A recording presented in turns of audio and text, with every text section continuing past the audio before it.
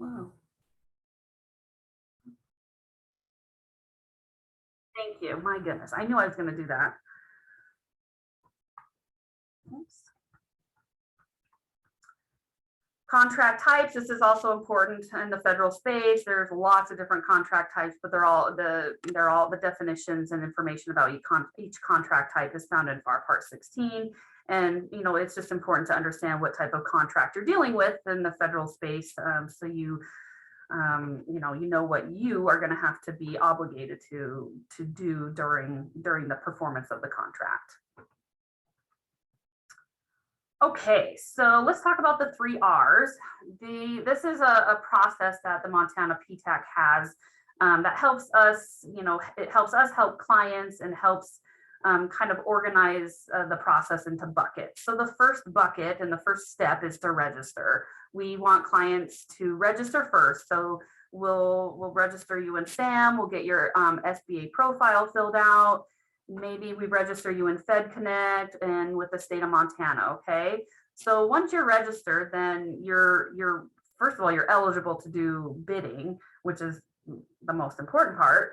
And it just kind of puts that aside and you don't have to worry about it. And now you can move on to other things, the learning part and the research part. And so then once you register, then it's time to do some research. And research means multiple things. It might mean having us help you do market research to find out who your customers are. Maybe it's looking at current opportunities out there. Maybe it's looking at forecasts, that sort of thing. That understanding, and understanding how, the state and federal buying options, et cetera, just to know where you fit in the whole spectrum. So doing some research will help you in the process. Okay. So, please lean on PTAC to help you do that. Okay.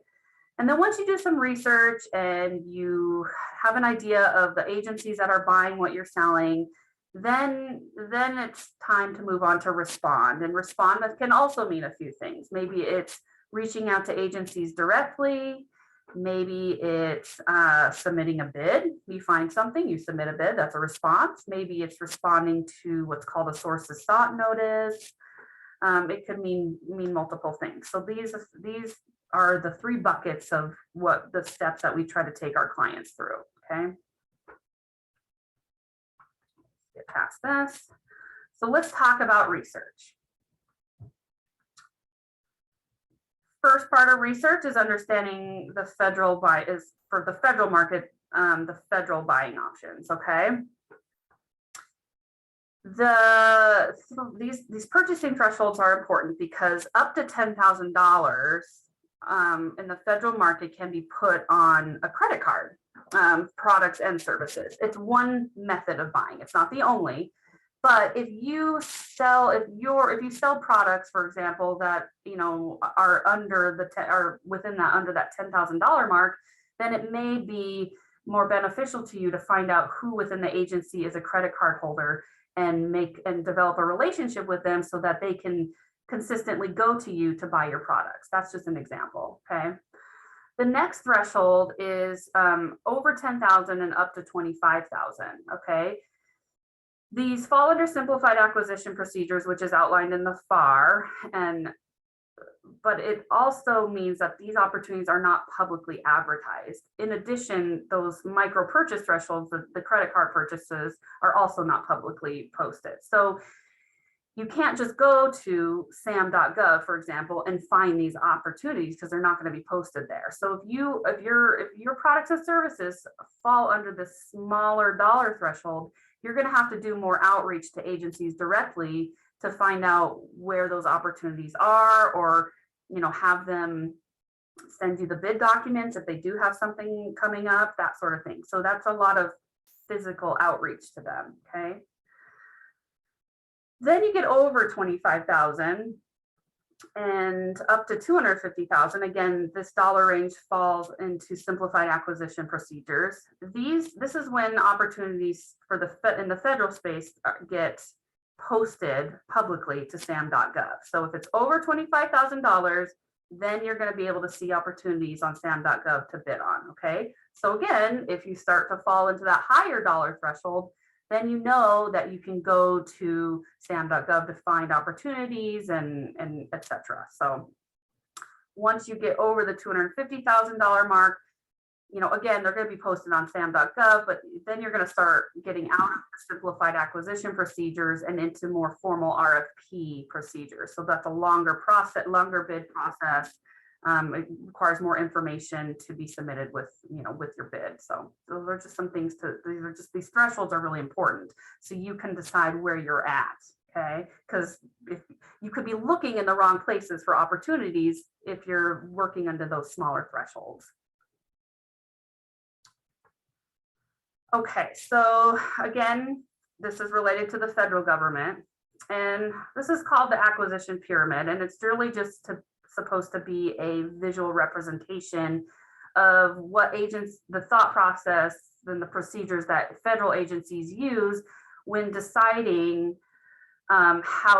what method they're going to use to buy products and services. Okay, so first of all, they start at the top of the pyramid. At the top of the pyramid are what are called agency delivery vehicles. Okay, and those acronyms on the pyramid are just some examples. Okay, agency delivery vehicles they're competed initially, but they're long-term agreements that the agency has. Maybe it's construction, for example. Okay.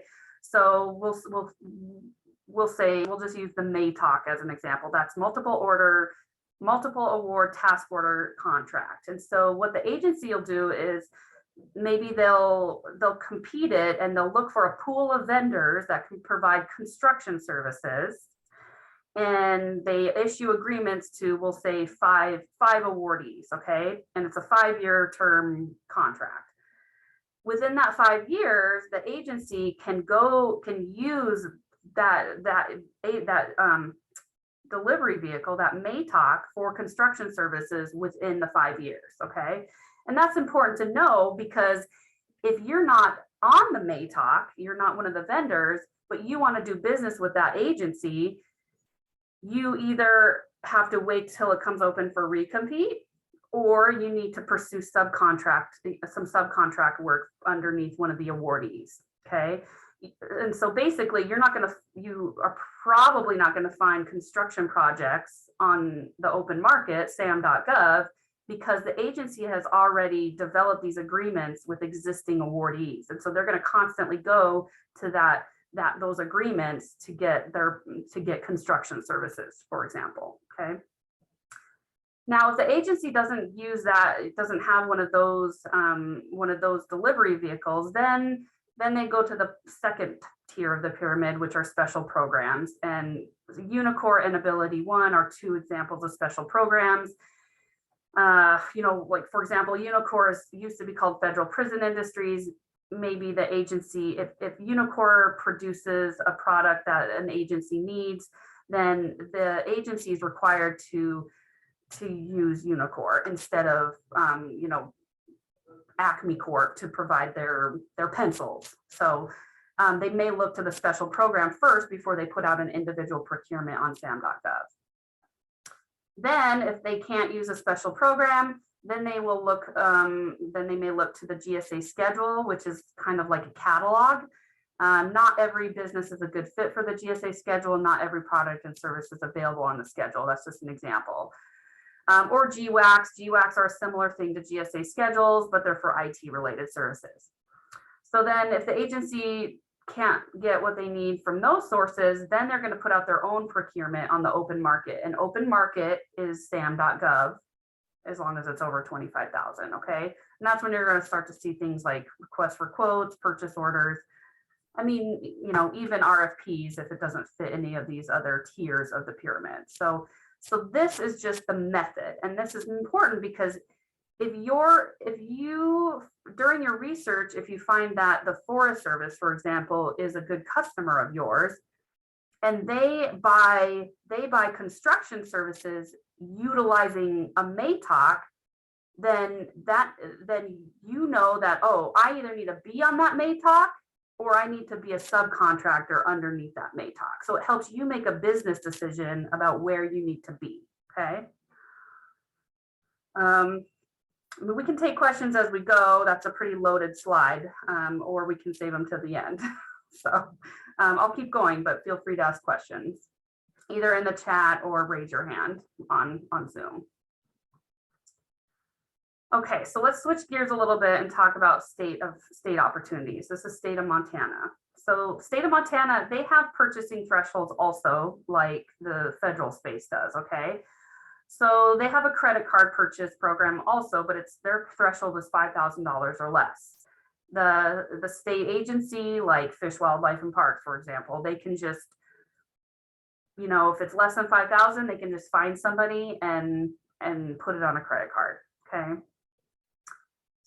Then once you get over the 5,000 up to the 25,000 for both services, and then goods is a little higher, 50,000. Then they don't have to put it out on EMAX. EMAX is the bid system, state of Montana's bid system, if you guys aren't aware.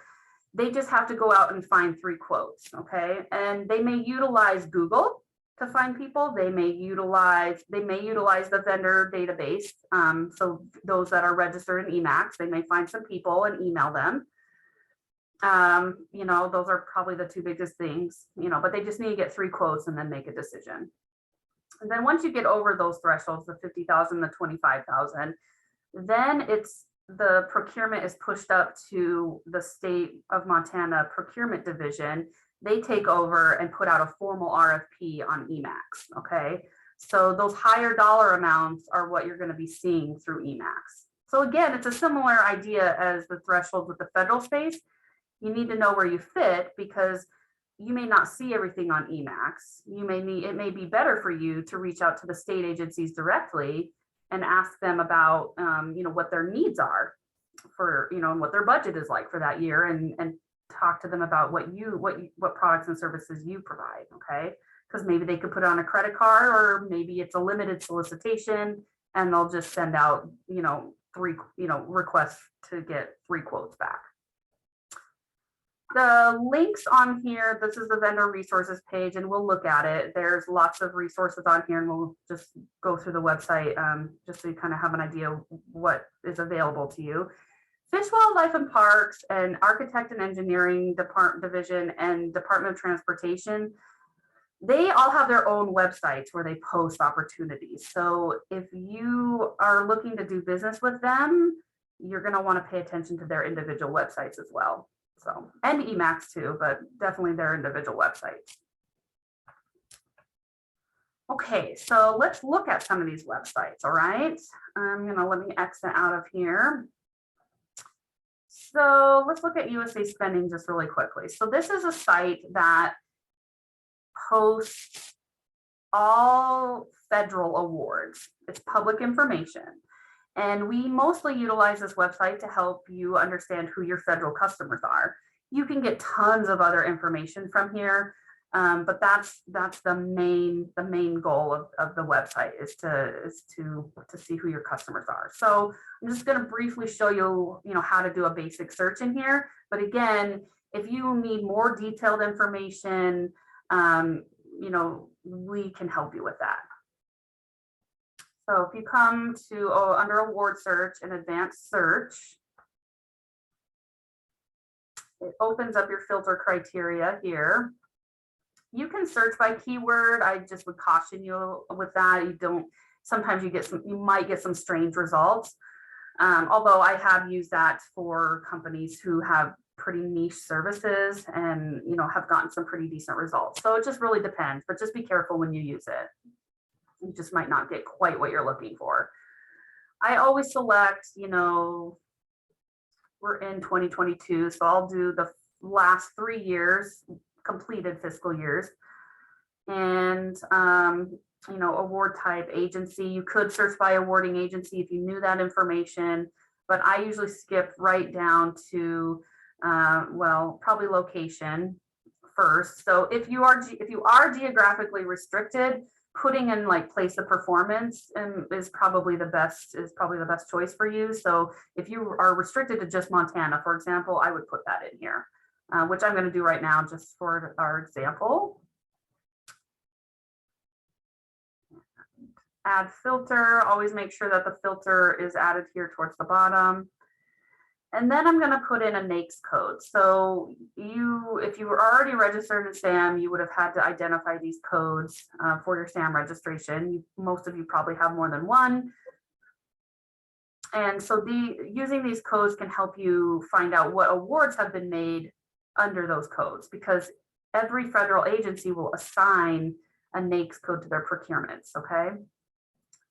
The drawback of the NAICS codes are a lot of them are pretty broad. So, you know, like consulting is one that can be pretty broad. It might not every result will be, you know, totally related to what you do. So we might have to try to, you know, maybe use keywords to narrow it down, or as long as you can get an idea of the agencies that show up, you know, get an idea of who you should be doing business with, that is also good. So I'm going to use my janitorial code. I just like using that code for examples, and that's 561720. And then make sure it's check marked. And then I'm going to hit submit. So over the last 3 years, there's been, you know, a little over 37,000 contracts awarded under the janitorial code. You can see who won the code, or I'm sorry, who won the award here. This actually doesn't look right. Hold on. Why did that? Yeah, that's right. Huh, weird. But then if you scroll over, then you can get an idea of the agencies that purchased those services, okay? So this is where we start to narrow down your customers, okay? And that's really all I'm going to spend as much time as I'm going to spend on that site. Again, more information can be found through this website, but we are happy to help you with that. What I've done with other clients is that you can actually download this information and organize it into what's called a pivot table. And you can use that pivot table to pull in certain data points to see different information. So that's a service that we can do, that we can provide to you to help you understand what the market is like for you. All right, so then I'm not going to spend a lot of time on this site, but I do want you to see it. Acquisition.gov is where the FAR is, the copy of the FAR is. So that's one thing.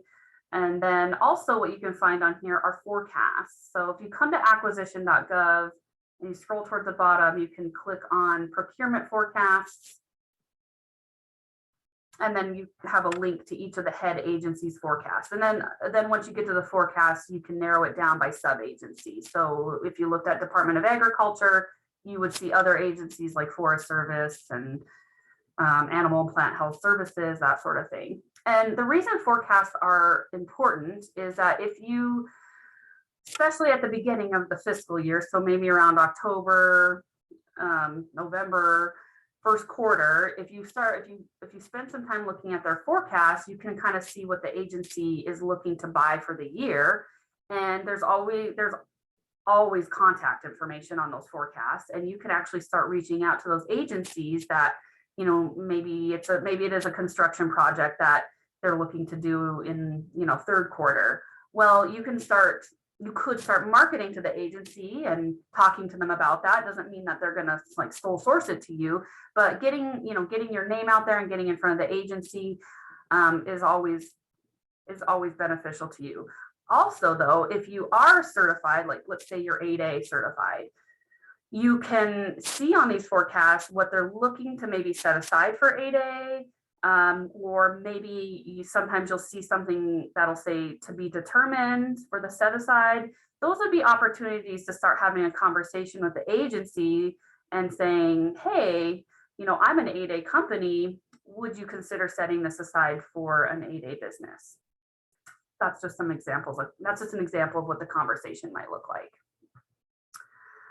And then let's move on to sam.gov. Hopefully I'm still logged in. Nope, I'm not. So let me get logged back in really quick here. So sam.gov is not only where you have your SAM registration, it's also where you find contract opportunities now. Some of you may be familiar with an old site that's been decommissioned, which is FedBiz Ops. That used to be where you would find these opportunities that are over 25,000. Well, that has all been moved over to SAM.gov. So I recommend being logged in. You can search opportunities publicly. You don't have to be logged in, but being logged in gives you a little bit more access within the opportunity and allows you to set up saved searches to receive notice of opportunities. So when you first log in, you're always on your workspace, but you're going to come to search. And under domains, you'll hit the plus sign and you'll come to contract opportunities. And then your filter criteria opens up. So you can use keywords, you can look under the different agencies, you can maybe certain set asides if it's 8A or woman owned and you're looking for something really specific, you can search by that. Product or service information is where you would put your NAICS code or even your product and service code. So I'll just do a quick example. And so as soon as you put in something in the filter criteria, your results will populate automatically. So I just looked under one code and I didn't narrow it down by place of performance or anything. So this is anything under that code that's posted right now, okay? So if we just pop into one of these opportunities really quick, a couple things you should pay attention to.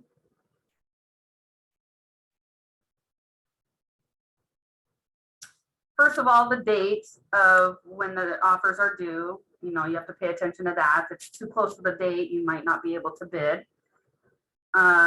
Here's the code that it was under, etc. Sometimes there's a short little description here. Sometimes it's really long.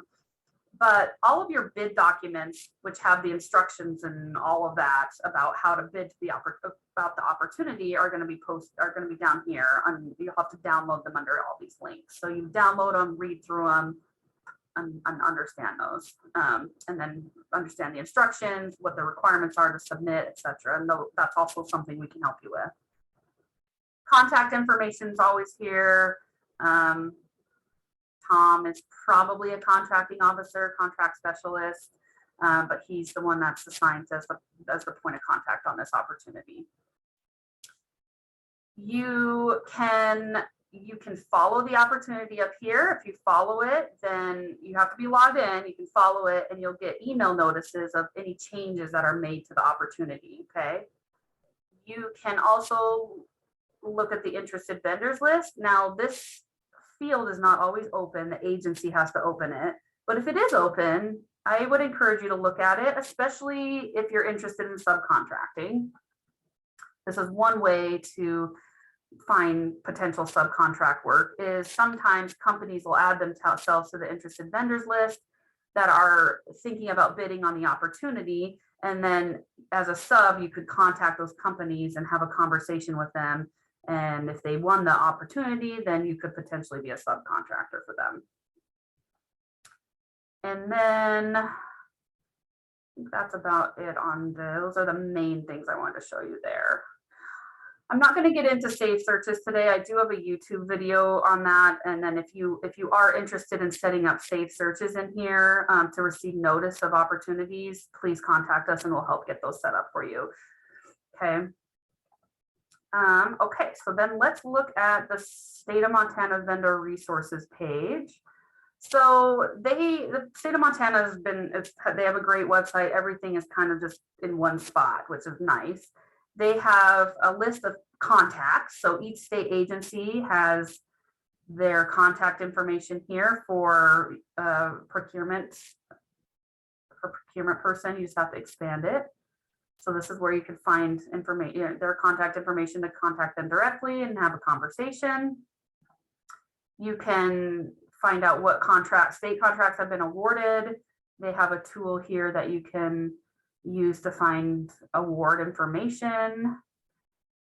Let's go back. They have a procurement forecast as well. So a similar idea, you can look at their forecast to see what they're looking to buy over the next year. And then if you come to Emacs resources, this is where you can look at current state bids and log in to actually log into Emacs to actually bid on something. So, all right. So find out where I am in my slides here.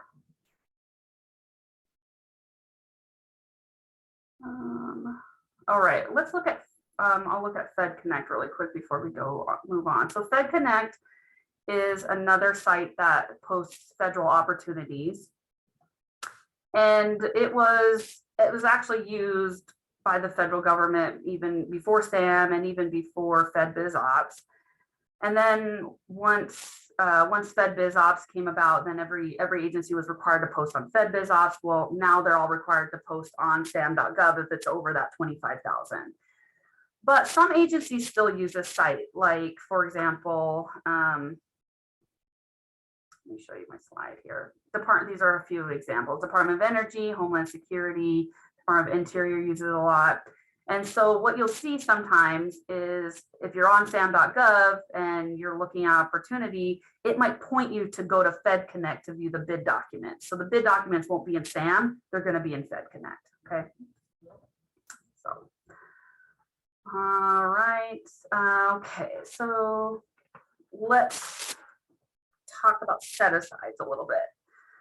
So the federal government has what are called small business set-asides, and the middle circle is just small business. That's 23% of all federal contracting dollars are to be set aside for small business, and then they have subcategories off of that. So 3, 5, and 3 and 5 for service disabled, woman-owned, HUBZone, and small disadvantage, which is the 8A program. Those are the overarching goals. Each agency will have their own smaller goal that will eventually, is the idea is that it rolls up and adds up to 5% at the end of the year. So set-asides are important because if you qualify for them, then the government will set aside certain procurements that means that only those who qualify can bid on it. So it lowers your competition pool. There is also some sole source authority under, for some of these, especially with 8A. Certain conditions have to be met on the other ones, on all of them, but there is some sole source authority with these. And, even just the set aside itself and lowering the competition pool is an advantage. So, should you get certified if you're qualified? Yeah, possibly. But I would only encourage pursuing a certification if you're going to use it somehow. These certifications are difficult to do, and we can help you through that. But I wouldn't recommend just getting a certification just to get it. It would be it's better if you're going to leverage it somehow. Okay. Now, for small business, you don't need a formal certification. That's determined in your SAM registration by your NAICS codes. And NAICS codes, the SBA assigns either a dollar amount or a number of employees to each NAICS code, which determines whether you're small or not. And it varies. So, some codes are millions and millions of dollars, and some of them are only like $2 million. So you can be small in some codes and not small in others. It just depends on the revenue numbers that you input into SAM. That's how that's determined. So, Deanna, do you have anything else to add about set-asides? Well, no, I think you've said it all. I certainly agree with you that you shouldn't just get the certification to have a plaque on your wall. I mean, you need to understand how the government uses these certifications and views these certifications, and why they matter as a strategic tool in your toolbox. That's really the idea. And so that's the main thing, and it can provide competitive advantage, and especially like Ross was saying, let's say, for example, you are studying the acquisition forecasts, the federal government acquisition.gov, the forecasts, and you have in mind to get out ahead of the procurement. And if you have a woman-owned small business certification or HUBZone, you sometimes will have the opportunity, if you're proactively reaching out to agencies and educating them about your company, to possibly influence their acquisition strategy. If they have an opportunity in mind, they have to do their market research every year to see, okay, here's our projects. Of these projects, A, what's our budget, and B, how do we allocate these projects to the different categories? And so, they all have goals. All of the federal agencies negotiate every single year with the Small Business Administration for their set aside goals. And so they are expected by Congress to try to meet these goals. And so you have the chance to perhaps influence them to set it aside for women-owned small business, or maybe it's an 8A. Maybe they can do a negotiation with you as a sole source. And so they really can be provide competitive advantage, but you need to understand how they work. Yeah, for sure. And we can help you understand that, but just as a note. Yes. These are just some advantages. I think we've already talked about it.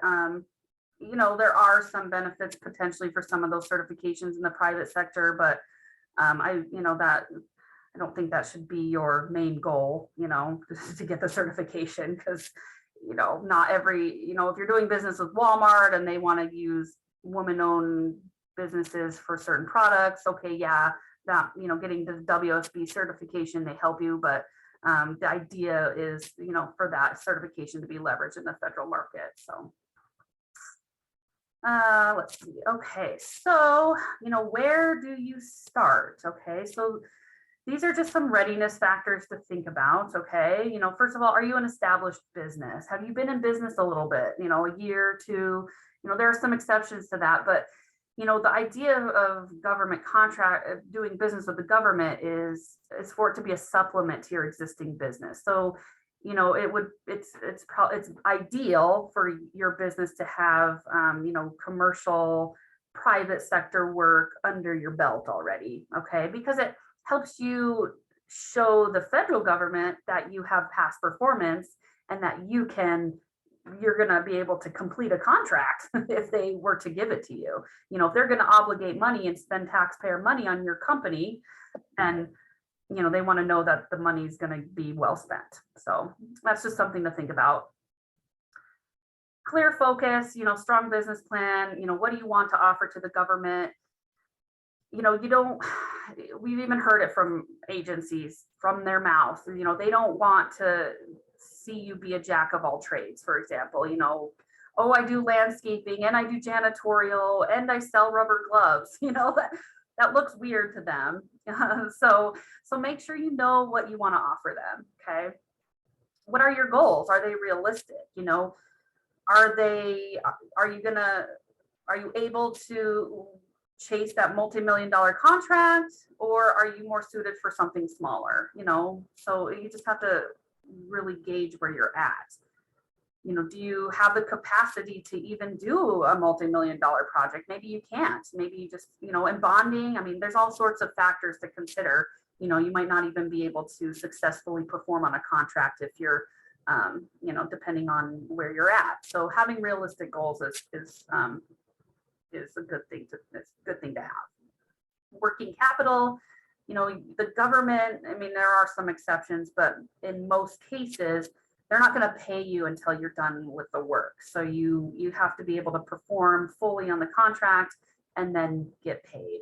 So capacity, technologically proficient. I mean, I can't stress that enough. These days, I mean, it's everything, and especially in the federal space, it's all online. You have to be registered online. You have to invoice online. You submit your bids online and email. And so you have to be able to be comfortable with systems in order to function really well within the government space. And we will help you with that. But you need to be, you have to be willing to either learn or at least be patient enough to get through that part of it. Adaptable, things change all the time.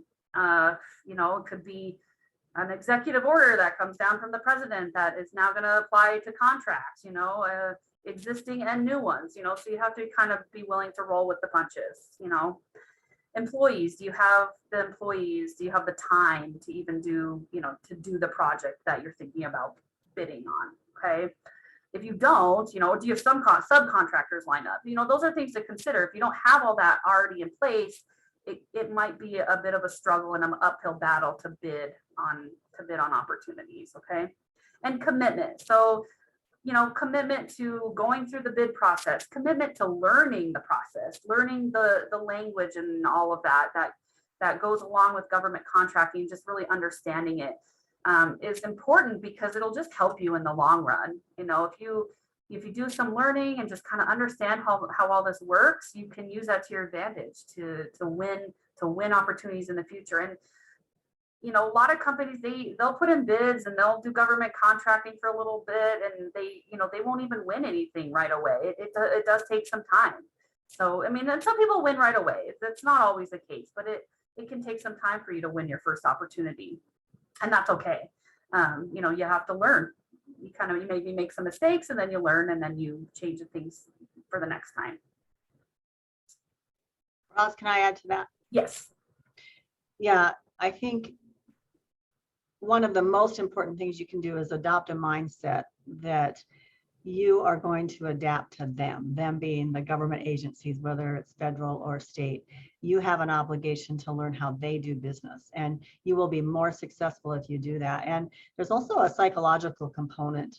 They're agencies, yes, but they're people in the agencies, and we can't even tell you how many times we've heard directly from the agencies, my goodness, I get these calls from companies and they don't even know really what we do as an agency. They don't even understand our mission, what our purpose for public good is, et cetera, et cetera. So there really is a factor there in, as part of your strategy to once you have identified maybe 2 or 3 agencies, really study what they do and what they buy. And at no time should you be calling up and saying, well, do you have any contracts, that fit me? I mean, you shouldn't. It's very easy through market research to find out what each agency buys. Not all of them are going to be customers for any particular company. So there's steps and processes, and we talk about that all day long, but there's also the human factor and the psychological factor, and that all plays into being kind of ready to do this. Yeah. They're not going to adjust their system for you. You have to learn their system. Trust me. Yeah. Yes, definitely. I agree with that. So where else can you start? Okay, well, first of all, you want to identify your target markets. We talked about that, utilizing sites like USA Spending to, and to find out, who your customer is. Okay. Seek smaller opportunities. So maybe you start out trying to pursue those opportunities that are less than 25,000, and those can tend to be a little easier to get. You won't need so much past performance history, for example, to provide to them. You're not going to have to go through a formal RFP process to get opportunities like that. So that's a good way to start, and to start building up some past performance within the government market. Consider subcontracting. This is another great way to build up some past performance history, and because then you can say, oh yeah, well, we were a sub to XYZ company and helped with the project that the Bureau of Land Management had. That's a way to help build up some history too, and also to start understanding the process, even as a subcontractor. Okay, there's different ways to go about finding that. We'll talk about some tips here. Smaller opportunities, this is what smaller opportunities might look like. So yes, there's the less than 25,000, which again, you would have to find out those opportunities from the agency directly. You'd have to do some outreach. Cities and counties, I put City of Billings on here. They have an electronic source for their opportunities on their site. Although I think it's important to call them as well, because I do think there are some things that are not posted on there. So I think it's important to call the cities too. And then state of Montana, other states, states, not everything with the state is small, but, the state processes, tend to maybe be a little easier to get through, I think, in my opinion. I think their RFPs are even a little more straightforward and easier to digest. So even maybe starting at the state level can be a good way to start. Now, I have these links here, and these are with the Forest Service in Montana, and I think part of northern Idaho, and I think part of North Dakota's in one of these. I don't know if all of the Forest Service puts this on their website, but they actually will put opportunities that are less than 25,000 on their site. So let me just show you really quick, because I do have those sites open. So yeah, so current projects less than 25,000. I mean, they have an extra zero there. So it's not 250,000, but yeah, you can see here, there's some information, some opportunities here. You click the link and they have the bid documents. And then, each of the links have, each of the different acquisition areas in our area have their own site. It doesn't look like there's only one here. Carpet installation, I mean, that's pretty straightforward. And then the Idaho one here, there's a few things there. So, you can't get notice of opportunities that are posted here, but I'll send you the slides, and, bookmark these links and check them out once in a while, because you never know. And so this is just an easy way to find opportunities that are less than 25,000 with the Forest Service specifically. Ross, can I add to that? Sure. These are Forest Service examples, and these are excellent. Not all of the agencies do this though, so that's the thing. Yeah. So there could be other agencies that post their smaller opportunities for sure. Sometimes it's a matter of looking, but mostly I think really it's asking, where do you post your opportunities, or do you post the opportunities? Because sometimes they don't post them at all, but they'll just search SAM, or they'll search the SBA Dynamic Small Business Search, your SBA profile to find vendors and get the quotes. And so it's understanding again how they do business and where these opportunities are. So just ask the question. Yes. This is billings, it's under doing business, bids and RFPs, but yeah, there's other, the larger cities in Montana, I think mostly have an electronic source for their opportunities. I don't have on here the Billings airport. Airports also have opportunities posted on their website too. I can go to it really quick.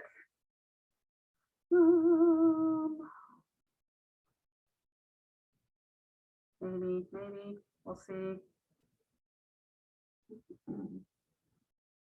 Bids and proposals, or doing business with, but what's open should be in here, bid postings. So airports are a good thing to consider too. Especially if the airport, I mean, they could be doing construction. I mean, who knows? And there's the concessionaires like gift shops. I mean, you could even do business with them as like a vendor or a subcontractor. So, there's different layers in this whole market, and it's just like, again, it's where do you fit? Is finding out where you fit and pursuing that path is how you'll be successful. Okay. Oops. Okay, so let's talk about subcontracting a little bit, and just some ideas of how you can find subcontract work. So, okay, so first of all, who's currently winning awards that may need your services? So that goes back to utilizing sites like USA Spending to find out who are the prime contractors who have won awards. Maybe you are a plumber, and yes, there are going to be some opportunities that only need a plumber, but there's also, probably a majority of the opportunities are going to be subcontracting. So, okay, who utilizes plumbers? Well, construction firms will use plumbers. So what construction firms are winning awards? Okay, you can find out that information and start reaching out to them, directly to ask them about being a sub on their government work. So that's one way to do it. What companies have long-term contracts? So we talked about the acquisition pyramid and those agency delivery vehicles where they're going, they've pre-competed it, they have a pool of vendors, and they're using that agreement to do like construction services. Okay, well, who has those? And I'm a plumber. I want to know who's got those long-term contracts so that I can be a subcontract for one or multiple of those vendors during that term of their agreement.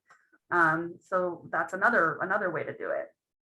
Who are your supporting industries? Okay, so what industries utilize your services. I mean, it's, kind of goes, it's all the similar information. So, yeah, you're a plumber. So yeah, you would support the construction industry, or, whatever product, maybe you're a supplier of some kind, you sell paint. Well, again, you're going to support industries like construction, for example. So, I mean, you just have to make note of that and do some research. Find out who you could sub for or be a supplier to. So finding subcontracts, yes, research award winners in USA spending, that's one way. You can look at the interested vendors list in sam.gov, which I showed you. You can utilize Subnet. We can look at it really quickly. Subnet, sometimes there's opportunities on here. It's a site that is run by the SBA. Let's see if it'll open. Sometimes these sites are iffy. This one looks like it will. So, okay, we could click on Montana. And then what'll happen is, so this construction firm is looking for some subcontractors. So then you can click in here and get some more information about what they're looking for. And they give you contact information. So this is one way. I don't see I don't see a lot in here, so it's something you'd have to check periodically. It'd be nice if more primes would use this. I just think I just don't know if it's that they don't know about it, or I'm not sure. It seems underutilized to me, but it's an option for you. Oh. Okay, so let's talk about responding now. We've talked about research. Let's talk about respond. What do we need to do to respond? Okay, so it's reaching out to agencies, state and federal. Okay, yes, reaching out to them to ask about opportunities that are under, in those lower dollar thresholds. That's one way. But, even reaching out to the agencies to discuss your business and just trying to develop a relationship with them. Maybe you want to develop a relationship with them because you're 8A and you want them to maybe sole source something to you. It benefits you to try and to develop some relationships with these agencies so they know who you are.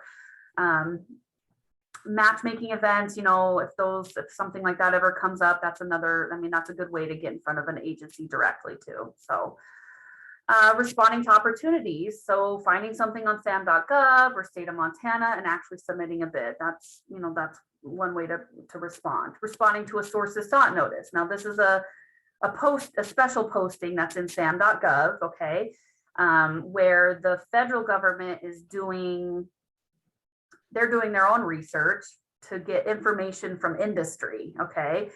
And they'll use the responses that they get for the sources sought to help them make decisions on if they're going to set something aside. For example, maybe it's for women-owned business. So, if they get a lot of women-owned small businesses that respond to a sources sought, then they can say, oh, okay, we're going to get offers from women-owned businesses, so we could set this aside. So it's another way to influence their acquisition strategy. Like Deanna talked about the forecast, this is another way that you could potentially influence the acquisition strategy. Attending an industry day.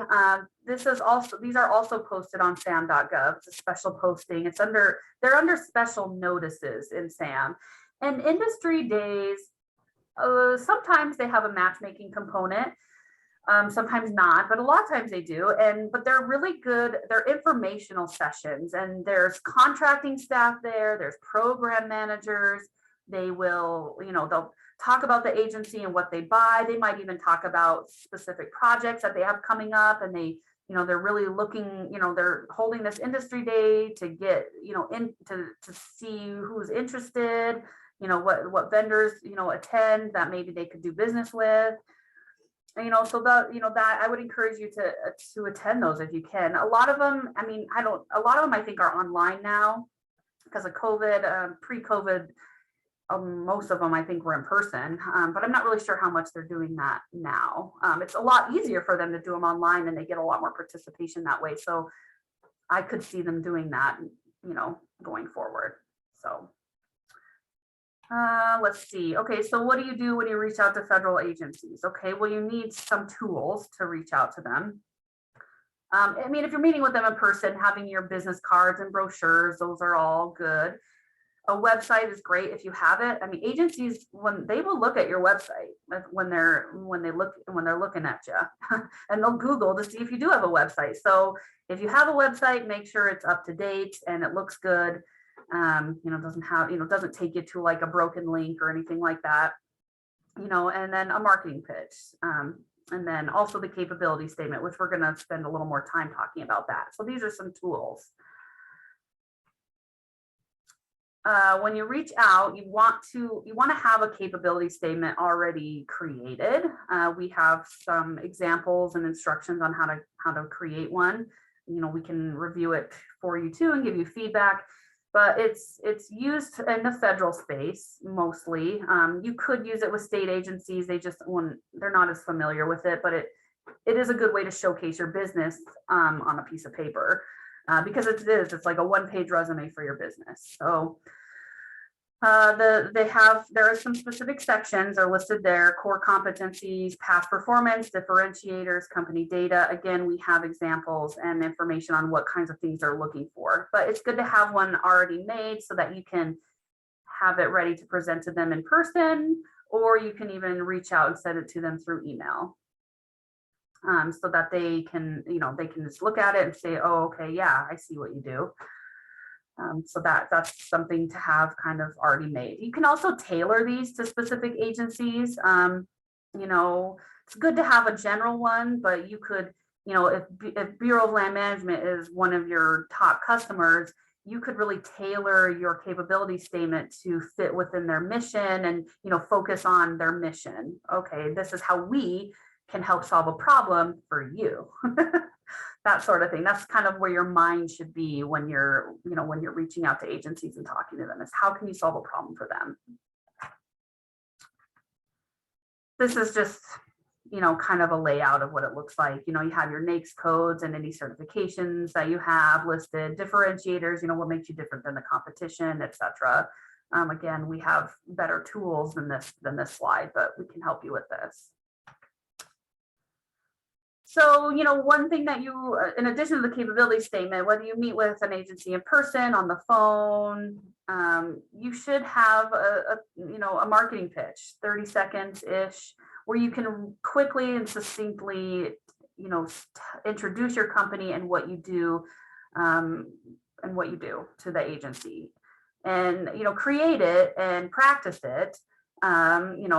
What you don't want to do with the pitch is being like, oh, well, Deanna does this better than, but, oh, we're a woman-owned business and we are a janitorial firm. You want to appear confident and to the agencies, somebody that they're going to be like, whoa, yeah, they've got it going on. I want to do business with them. So that's just, mostly for in person and, on the phone or over Zoom would be where you would use that. Roz, can I add to that? And I think it's important to have a succinct pitch too, because you might not have that much time. Yeah. You might, might get them on the phone, and of course you have to ask permission and be considerate of their time anyway, but get to the point and communicate clearly how you can help them solve a problem. Because if you kind of ramble on and, lead with, I'm in the set aside categories matter, but that's not what you really lead with. You lead with your company's capabilities. Yes. Yeah, exactly. And we've kind of talked about all this already, face-to-face, talking on the phone, practice with family or friends, practice with us. We're happy to hear your pitch. Okay. You don't have to spend too much more time on that. So who can you talk to within an agency? So these are some of the people that you can talk to, okay? And we'll just go over the differences, okay? So first you have your small business specialist. Sometimes small business representative, they have a few variations of their name, but their goal is to help the agency meet their small business goals. And aren't usually buyers, but they do play a role in the acquisition process. Okay. And they're really good sources of information. Every agency has one or multiple, and they can be a good way to talk about what you do and help have them help you match your capabilities with the agency. They can talk to you about something you see on a forecast, or an opportunity. Maybe you see something on SAM, you could talk to them about that. They could be a good person to maybe get in contact with other people within the agency, like a program manager, so they can be a source of information and connection. So that's a good place to start when you're reaching out to agencies. Okay. Contracting officers. So they also have varying names depending on how much buying authority they have. Contracting officer, contract specialist, procurement analyst. I mean, I've seen different names, but they're the ones that can actually physically buy and spend taxpayer money. So they're the ones that actually obligate the money to spend. They are good people to talk to too, especially for, if you're contacting, if you want to know about those small opportunities, they're definitely going to know what's what's coming up or what they have open that's less than 25,000. But they can also be a source of information. They could maybe even connect you to somebody else in the agency, like a program manager also. I think, those are other good people to talk to. Program managers and end users. Okay. So program managers and end users, they don't do any of the buying because they don't have the authority to. Only the contracting officers do. But program managers and end users, they're the ones creating the need within the agency. Okay. So, end user, for example, I don't know, maybe it's a facilities manager within the agency, and they're like, oh, well, I need some trash removal services. Then they're going to talk to acquisition staff, like a contracting officer, to help have them go out and find somebody to provide trash removal services. So, program managers and end users can be harder to find in an agency because their information isn't as out there on the internet as others are. But if you can find who they are and talk to those who are creating the need, then they could potentially, it could potentially start the process of either putting out a procurement, or maybe there's a sole source option out there, who knows. But they are also good people to market to if you can find out who they are. Deanna, do you have anything else to say about that? No, you already said it, but I think it's worth repeating. It's the staff in the agencies that drive the procurement need. They're the ones that know what projects need to be completed that year. That they're the ones that identify who's going to do what. Program managers, that can really vary. They can be engineers in the field. They can be administrators. I mean, you name it. But they're the ones pushing the procurement needs up. The contracting staff, the acquisition staff, they're the ones that execute the buys, but they're not the ones that make the decisions on what the agency needs to buy. Mm-hmm. So that's an important distinction. And the small business specialists, no doubt, they are an advocate. They are a liaison between the acquisition staff and the business community. And so they, in fact, can be the connection to maybe get in front of the program managers or the acquisition staff to do a capabilities briefing on your company, what you can do for their company and what your company, or for their agency and what your company does. So it's just important to understand the roles here. Yep, definitely. These are just some links to I lost my mouse. The small business representatives on that link, there's a list of all the head agencies, and it kind of links you to that doing business section of the website specifically, which is where you'll find small business specialist contact information, is the doing business section of each of the agency sites, the federal agencies. Contracting officers, you can find some contact information in SAM. We have contact information, we can help you find contact information, so, you can lean on us for that too. And this just goes over what, again, what each person does, which we've already talked about. Okay, so how can you contact them? You can email them, you can call small business specialists or contracting officers or program managers and users if you know who they are. Utilize contacts that you already have. Maybe you know somebody, or maybe you did do a government job, several years ago, but it was just maybe it was just random. But maybe if you still have those contacts, call them up and see, make a connection again with them. Ask the right questions, questions like, how do you buy my products and services? And the how is what we talked about with the acquisition pyramid is, do you issue like long-term agreements for my services? Is everything always posted on sam.gov, or, is the dollar threshold so small that I should be asking you directly for the opportunity? Do you buy what I sell on a credit card? Those are good questions to get answered, because it's going to help you make decisions about how to proceed in this marketplace. Okay. Other questions asked is, who else can I talk to? Can I talk to a program manager? Can you help connect me to a program manager or somebody within the agency that would be interested in seeing what my product does, for example. You use your 30-second marketing pitch, send them a copy of your capability statement, ask them to set up a meeting. Like I said, contact with the program manager if that makes sense, small opportunities, etc. So, and the state agencies, you can contact those individual state agencies as well. You never know what's going to happen. I think maybe it was last year. I think Deanna talked to a client. I think he was a videographer. Is that right? I think he just called some state agencies, and one of them was like, "Oh yeah, we need those services," and he got a contract out of it. So you never really know until you ask, and ask them what their budget is like. Do you have room in your budget for this? Is this?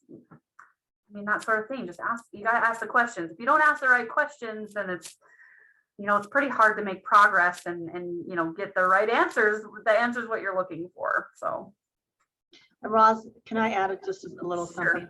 Yes. I think one of the most important things to do right out of the chute is get organized. Organize and start to keep track of information and who you've called and what their names are and what questions you asked and what date. Maybe you have a electronic CRM system that can help you. Maybe it's just a notebook. That's one of the most important things, because you're going to lose track if you don't do that, and you'll end up kind of duplicating and spinning your wheels a bit. So to the extent you can, get organized. And of course, we always say that about all the systems you have to have logins for. Please write that information down. But when it comes to actually marketing, I think it's important to be organized on that front as well. Yeah, definitely. Submitting a response, and we've kind of talked about this already, but these are just some examples of what you might submit a response on. Okay, so request for information or sources sought, we talked about that. A request for quote, a request for proposal, invitation for bid. Those are some of the lingo that you'll see as you're going through your learning in this environment. Always read carefully everything that you are looking at. You always want to follow the instructions to a T. If you don't, and if you submit an offer that doesn't follow the instructions, you can be found to be unresponsive, and they won't consider your bid. So, ask us for help make sure that you've covered everything you're supposed to cover, and you've thought about everything you've thought of to think about. We can really help you with a lot of that. Okay. And that's pretty much it. I think my biggest advice is, yes, you guys, most of you or all of you should be registered if you're on this call, but you know, and yes, you need to do your research and we can help you with that. And then you'll be ready to respond. But most importantly, this environment can get really overwhelming really, really quickly. So I just think it's important to make a plan and, like Deanna said, be organized, but make a plan to work on this just a little bit at a time. If you just jump in right away and, all these 10 agencies are customers of mine, I'm just going to start contacting them all and get meetings, and you're going to start to lose track of it all right away. And it's just going to start to become really overwhelming. So, set some time aside, maybe each week, that, okay, I'm going to contact these 3 agencies, for example. I don't know, but just a little bit of a time, because you want to be able to make progress. Otherwise you get really overloaded and then you end up just like not doing anything. So that would be my biggest piece of advice for all of you. So. Yeah, I would agree. We've got some questions here, Roz. Sure. Karen wants to know, is it Karen? The difference between RFQ and RFP. Oh yeah. So, so RFPs they are more time consuming and need more information in the submittal. Okay. So for example, an RFP is going to be, it's going to need like a technical proposal. Okay. So you're going to have to do some writing of some kind, like a narrative. Maybe it's maybe they want to know what method you're going to use to do some drilling somewhere. I don't know. I've seen all kinds of things out there. So yeah, there's going to be a technical component where you're going to have to write a narrative. And it could, they're usually pretty extensive. They want a narrative about the process, and then they want a narrative about your experience, and then they want a narrative, about something else, so that's one part. And then they're going to want a price proposal. Price proposal could be simple, or it could be a little more complicated where they want, a detailed breakdown. And what else am I missing on that? Well, the purchase threshold. So typically your RFP, yes. They're going to be over 250,000 on SAM. Yeah. And so. Yeah. So yeah. And they are going to vary. I mean, Roz is exactly right. They're more complex and more involved, and the response is going to take longer, but they're going to vary from A to Z depending on the industry and the nature of the product or the service. So there's that, but they're definitely more to it. RFQ, request for quote, typically under the 250,000 simplified acquisition threshold, could require sometimes they're simply asking for a price, but other times there could be more information they're asking with an RFQ as well. So they really do vary, but generally the division is that $250,000 simplified acquisition threshold and complexity. Right. Yep, that's right.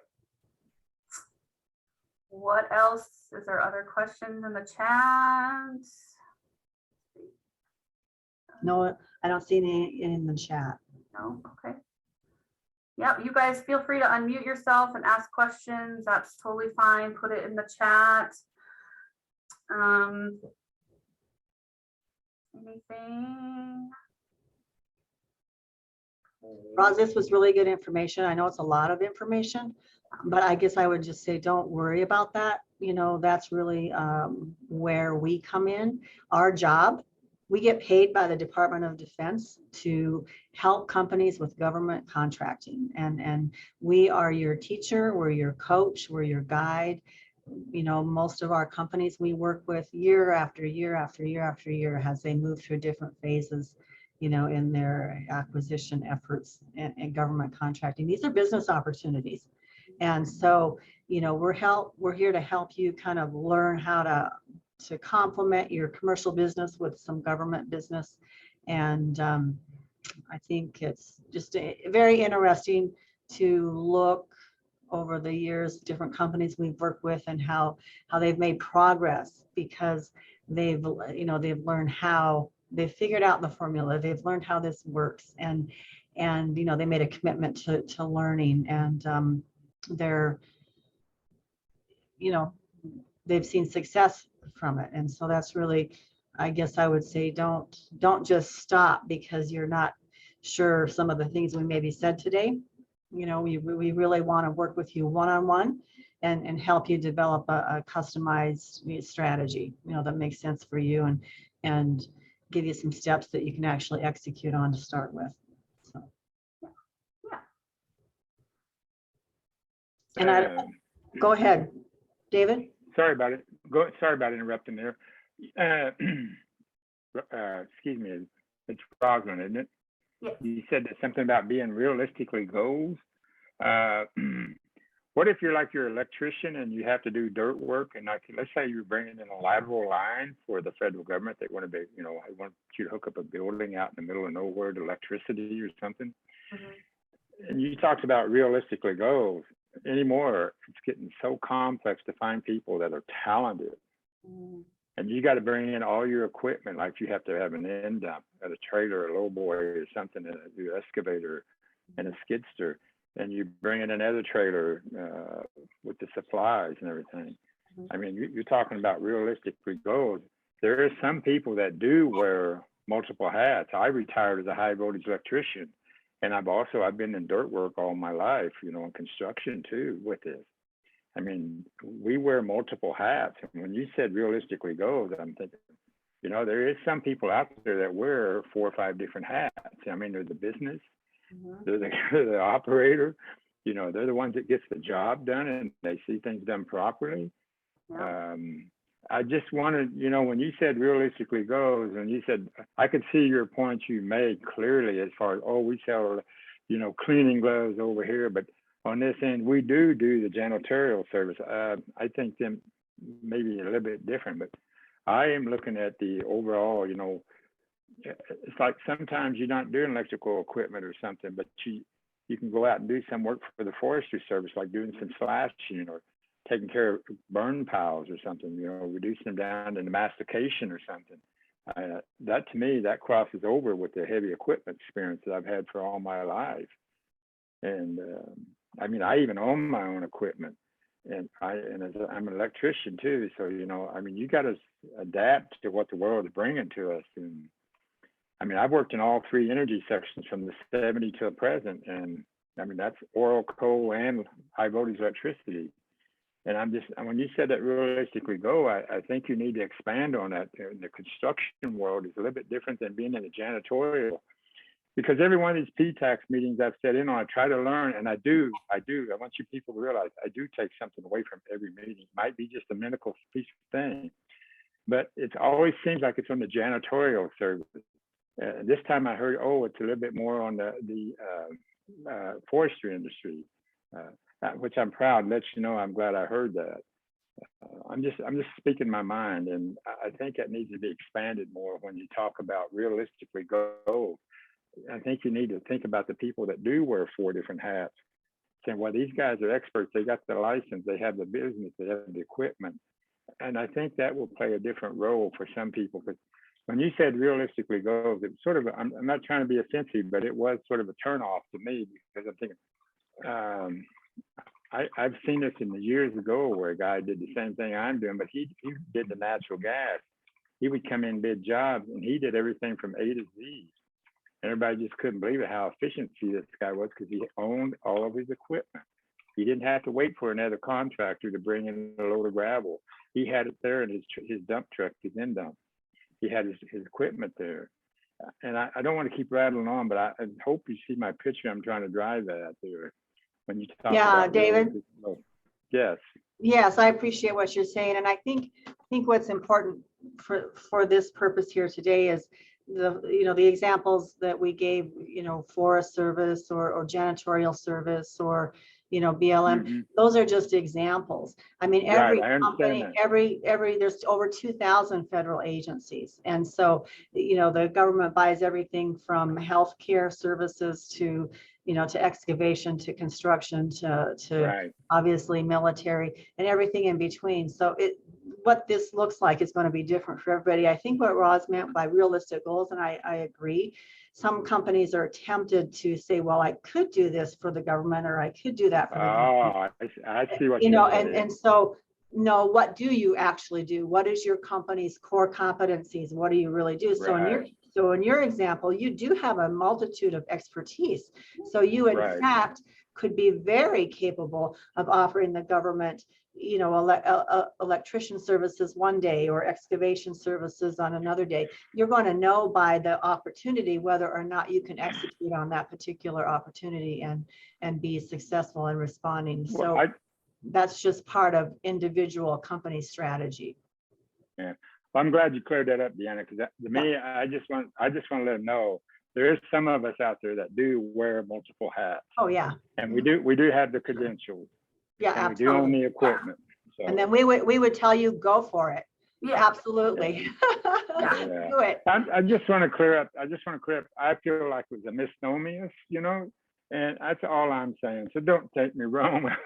No, we don't. You know, No. I worked till I retired before. You know, I've been listening to this stuff for over a year. I've been in business for over a year, but I haven't done anything. I've been listening so I could get educated, because I know there's a lot of hoops you have to jump through. Right. And I wanted a retirement before I went out and started doing this, because like you said, until you complete the job, you don't get paid. And if you got employees, you got to pay them employees first before you pay yourself. Well, I want to eat. Yeah, absolutely. That's why I worked till I retired, and I can go out and do this, Deanna, and everything. So Yes, thank you. I don't want to take up your time, but I just want to clarify that. Oh, That yeah, just you're sort of fine. didn't sit right with me. And I'm not picking on you, Rosalind, No, we don't take it that way. Any questions and I from, appreciate it. from anybody else? I don't see any in the chat, Ross. Okay. Well, if that's it, we'll let you go and you know where to find us, and we're happy to help. So please reach out. And Okay. if you'd be so kind as to fill out the survey for Ross, we Yes. would appreciate that a lot. It'll come electronically. Yep. Probably tomorrow. So Yeah. Okay. Perfect. Thank I'll you. be glad to do that. Bye. Bye. Bye-bye.